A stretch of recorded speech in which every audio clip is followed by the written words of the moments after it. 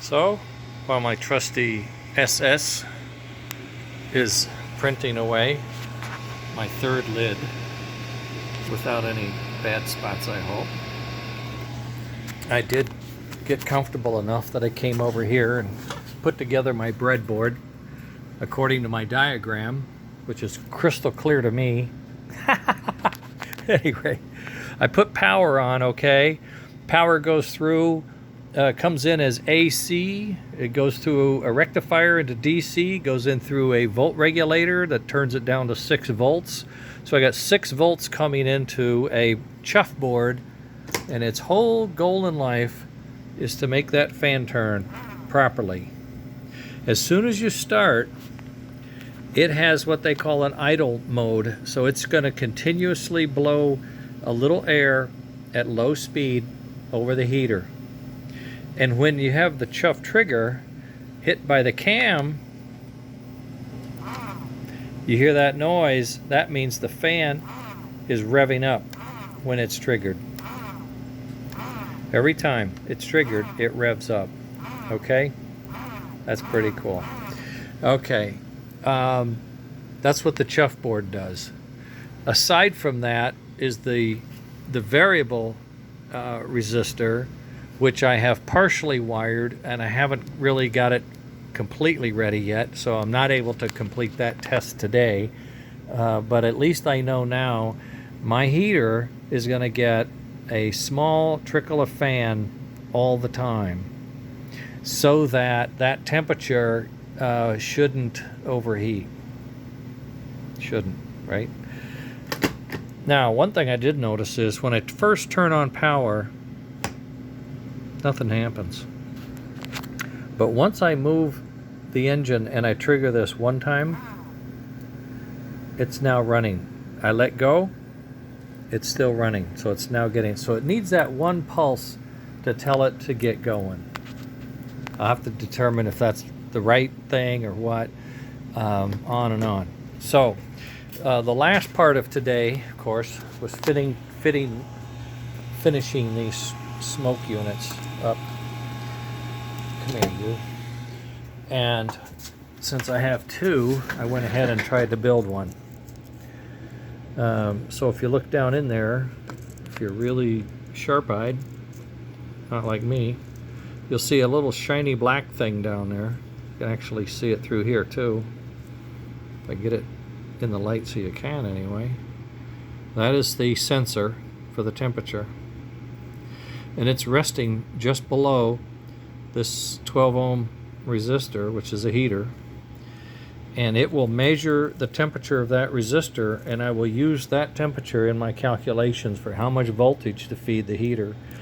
Supposedly, I can dial this in, calibrate it, so to speak, so that if the temperature gets, here's a little diagram of what that looks like. Oops, there's a diagram of what this looks like. There's the sensor, there's the heater.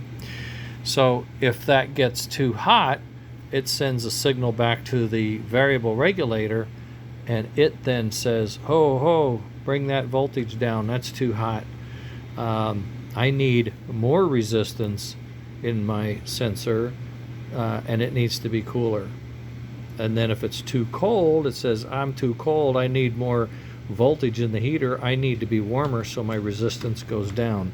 This is the logic that goes inside this chip here, this 317. It's very cool, okay? So anyway, that's what I've got. That's Smart Smoke. That's how this is going to work. And I'm going to be assembling this, potting this all together, and getting it ready for test tomorrow, I hope. Then I'll be able to finish this wiring over here for that resistor, and hook this up to a heater. I'll probably hook it up to a heater here on the floor to watch it, and run the temperature sensor and see what happens. And then if it looks like it's operating here on the floor and I can see that the fan's running, then I can transfer all of these signals into this engine and run it for real. And we would be able then to get operating numbers of heat, volts, and temperature, and blah, blah, blah. And hopefully we'll be able then to dial it in on my variable resistor. This is a substitution box. I can start out at 470, and if I think I need more or less, I can click it up or down and adjust it slightly and see what impact that has. This helps me select the final resistor, which would then be wired into the circuit on that board. Not that board, but the board. So that's where I'm at. It's close. It truly is close. And I just feel very good about being able to... Oh, look, it took off. It took off right then. That's amazing. It took off right then. And I'm triggering it. Oh, wow, that's fun. I don't know what happened.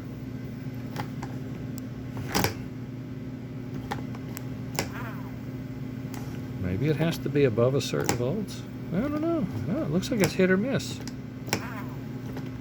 Maybe it's, you know, the wiring in here, this is a breadboard, so it's kind of temporary, and it can be a little loose. So maybe some of the connections are a little intermittent. That could be another issue. That's why you want to use this for test, but always go to the real product to verify everything. So it could be I wire this up, solder it into a board. This thing is a lot more reliable and is more responsive in the way it's supposed to be. Another option. Okay, well, that's it. I didn't get this motor apart. There's a little noise in there I wanted to address, see if I could figure out what's going on there.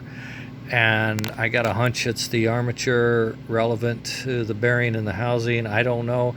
I got other parts I can swap out and using the AC converted to DC armature, which I thought was pretty exciting to look at any rate.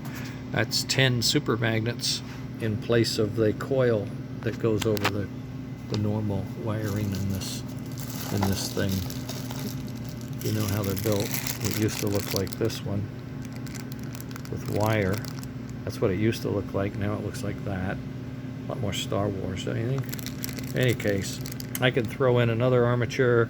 I can get another bearing in for the back or the front, verify the thing is running as true as it can, and then see if I can't get some of that noise out of there. It could be a bent armature. It's hard to say. All right, that's it for the day. I'm excited. We're making progress. Turn, you dog. It thought about it, but it didn't. But I can make it. And it revs. Isn't that neat? Hear it?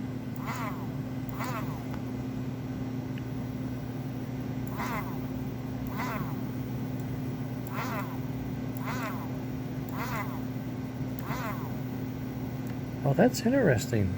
It pulses. Even if I hold it more, it just pulses one time. Well, that's very nice. Okay, so I won't have to fuss about my cams so much in that case. Huh. Okay, break's over. Back on your feet. We got dinner to eat. Later.